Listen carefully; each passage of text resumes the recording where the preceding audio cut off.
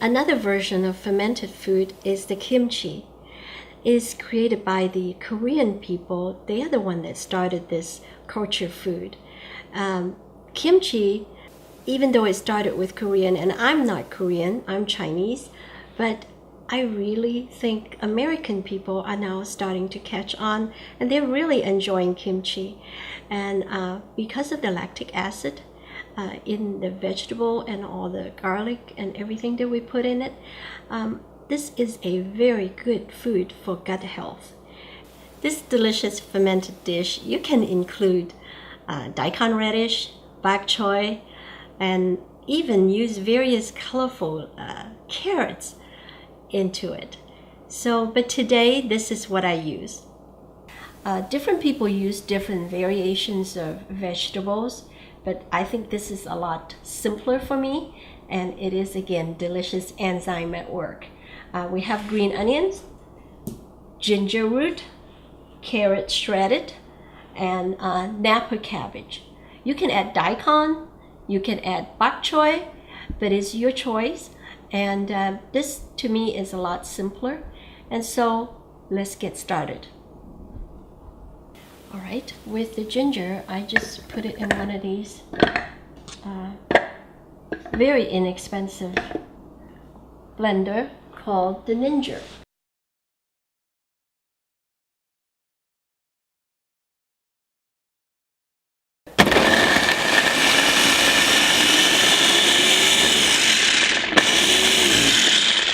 Very quick and simple, and you have ginger with all the juice.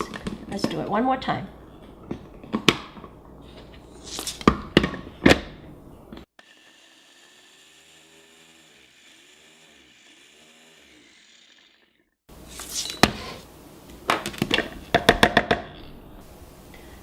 Let me put my gloves on, and we're gonna pour the ginger into the mixture, because we're going to get our hands into the vegetable to mix it, since I have a huge bowl ready for it. And here I just stir all the ginger in. The juice is already in the ginger, so it gets very spicy with so much ginger, but it's all right. Okay, now I mix the carrots in it, and about 20 to 24 cloves of fresh garlic.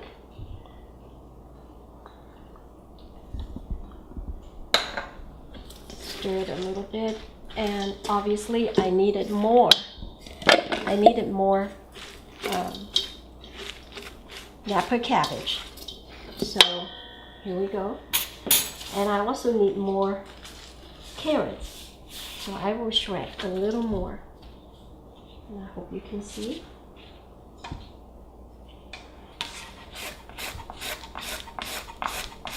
And then I can actually do it right here. This is a very inexpensive device, but it serves my purpose. And you can do this in a blender too, but this gives me just the right shape of the carrots to make it look pretty.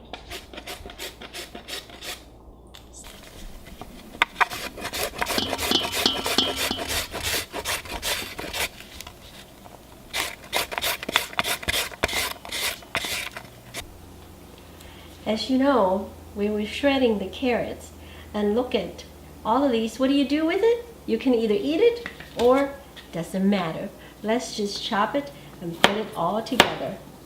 And a little bit of different shape is all right, because they're all gonna mix in well together, and you do not have to throw this away. So here we go. Look. There you go. And as you see, I already cut off the top of these green onions. So let's just cut it into small sizes. So you see, we have a lot of garlic, green onions, spices, and this will just help this all to look really pretty.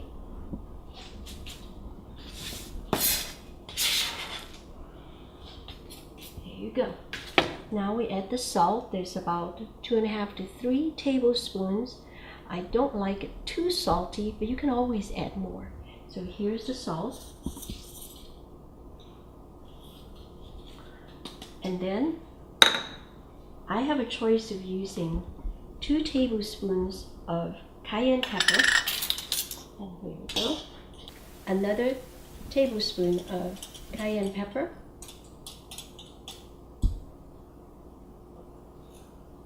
A total of 2 tablespoons. And because I like the Korean concept, I take a little bit of their crushed red spicy pepper, and I only put half a teaspoon in there. Again, you can always add more if you want. Now the rest of the work is add the water in, as well as finish chopping the napa cabbage. So here we go.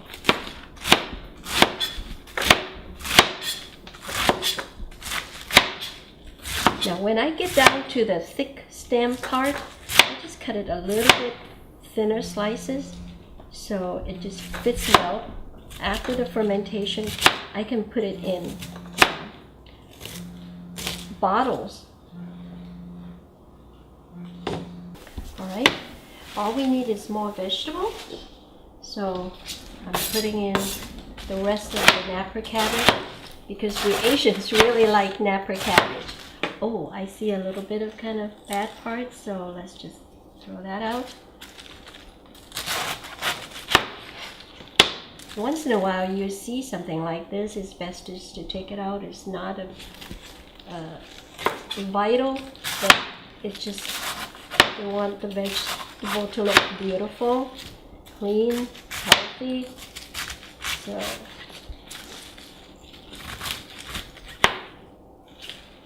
and when you have big pieces of the stem part like this, you just kind of slice it thin. This way, it would really help you when you get done fermenting. You can put it in mason jars, and then you can store it. And this stays good in the refrigerator for quite a while. Specifically how long, I can't really tell you because we eat them all up before it goes bad. Oops. Here we go. Now you can see, and I will stir it and we'll show you. Now all you do now is really stir it up and make sure that all the spices, the salt goes in well. Some people even add anchovies in it, but I just choose not to. It's not wrong, and it's great if that fits your taste. So you see how pretty it is? Now I add water, about 2 cups of water.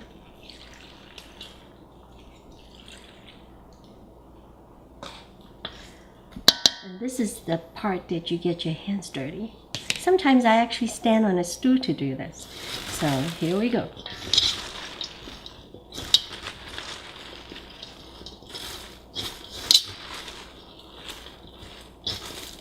I can smell the garlic, which is all right.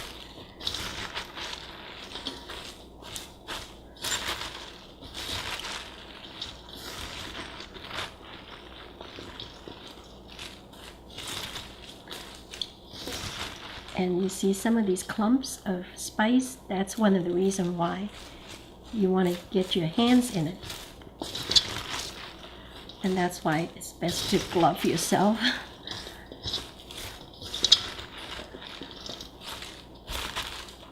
And as you do this, you can tell the size of it shrinks down. So at first you say, wow, that's a lot of cabbage, but it really does reduce its size. And now you just dig deep into the bottom and just turn. Make sure it's well stirred. And here we go again. Okay. You kind of have to dig deep in to turn and make sure it's well mixed. Otherwise, some of the spices and the salt sits in the bottom. And the idea of using a large, deep container like this is just for you to stir and fold everything together well. And then we will put it in a different container and to get it ready so that it can ferment by itself. You see here, this is where all the spice saturates, so we really have to stir it well. Now that it's very well mixed with all the spices, and you can tell I don't even need this small head. I did 2 large head of Napa cabbage.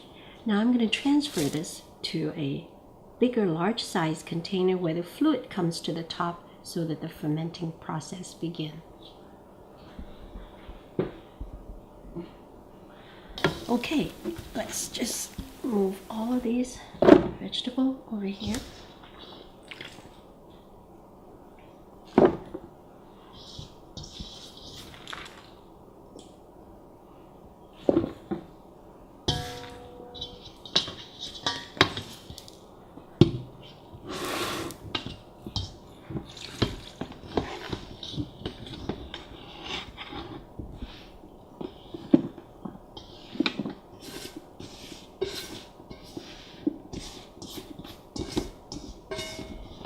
Now, I will press this down until the juice comes to the top.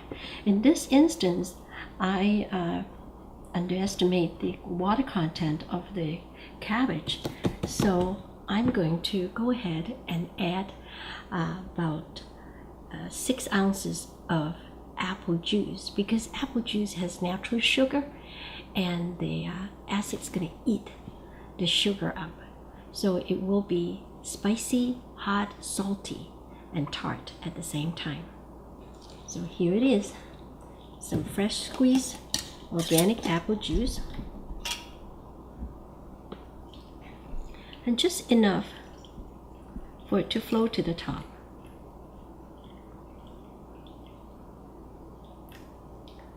This is about 8 ounces, but I pour enough. And here we go. You can see the juice is floating on top now. And in order to make sure that the fermenting process go, I'm going to put a heavy weight to squeeze this down so that the juice come up to the top. In order to put a weight on here, I put a baggie filled with salt, the sea salt, about 1 tablespoon, and to fill it with water and let it sit over the vegetable in order to press down so that the liquid stays continuously on top of the fermented vegetable.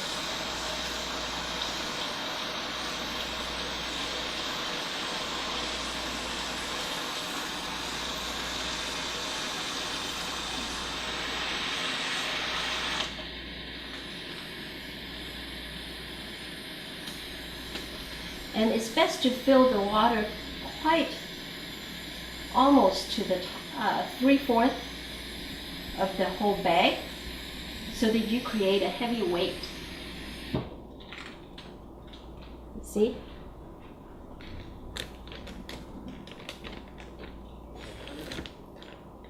Zip it up, and here we go. You see the water?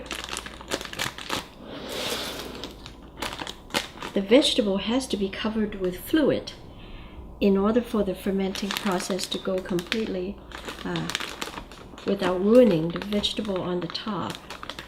So I kind of squeeze this down, and there shouldn't be any air.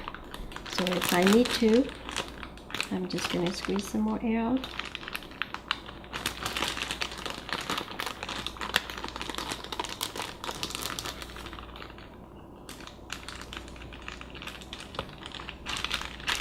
Can you see? It's covered with the juice of the vegetable all over. And now the fermenting process starts. And we're going to wait 3 to 4 days and then taste it. And it's to the degree of spicy and tartness, and you'll be able to tell kimchi is a delicious fermented food. And I hope you all try this.